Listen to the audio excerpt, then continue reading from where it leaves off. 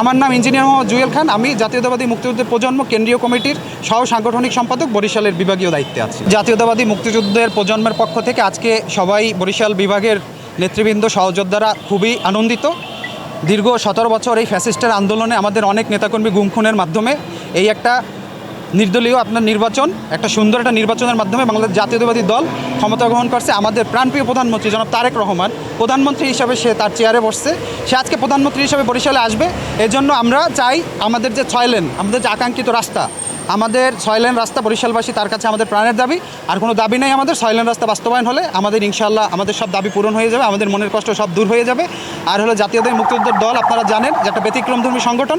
এজন্য আমরা মাননীয় প্রধানমন্ত্রী ক্ষমতা গ্রহণের পর থেকে যে সকল উন্নয়নমূলক কর্মকাণ্ডগুলো সে সম্পাদন করেছেন, এগুলো আমরা কোমলমতি শিক্ষার্থীদের মাধ্যমে ফুটিয়ে তুলছি, যাতে এই কোমলমতি শিক্ষার্থীরা ভবিষ্যতে প্রত্যেকে তারেক রহমান হয়ে দেশ গড়ে অংশগ্রহণ করতে পারে। এই জন্য তাদের মধ্যে এই স্পন্দন, এই ধরনের আকাঙ্ক্ষা ভেসে উঠতে পারে, বাংলাদেশের সবাই দেশ গঠনে অংশগ্রহণ করে জনাব তারেক রহমান হাতকে শক্তিশালী করবে, এই প্রত্যাশা ব্যক্ত করছি। আজকে মুক্তিযুদ্ধ প্ল্যাটফর্মের একটি ব্যতিক্রমী প্ল্যাটফর্ম। এই প্ল্যাটফর্মের কাজই হলো দেশনায়ক তারেক রহমানের তার যে কর্মকাণ্ড আছে সেই কর্মকাণ্ডের উল্লেখযোগ্য অংশ প্রতীকী চিত্রের মাধ্যমে আমরা তুলে ধরার চেষ্টা করছি।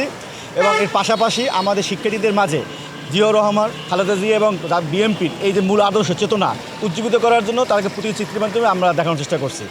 এর পাশাপাশি আমরা বলতে চাই, আজকে আমাদের প্রাণপ্রিয় প্রধানমন্ত্রী আগমন আসছে বরিশালে। বরিশাল মানুষের আশা আকাঙ্ক্ষার জায়গা হলো, ইতিমধ্যেই আমাদের সহসাংগঠনিক বলে ফেলছেন যে 6 লেনের রাস্তা। কিন্তু আমরা বলতে চাই এটা শুধু 6 লেন না, এই জায়গায় আমাদের আরও কিছু মৌলিক দাবি আছে যেগুলো পূরণ করা রাষ্ট্রের জন্য খুব দরকার।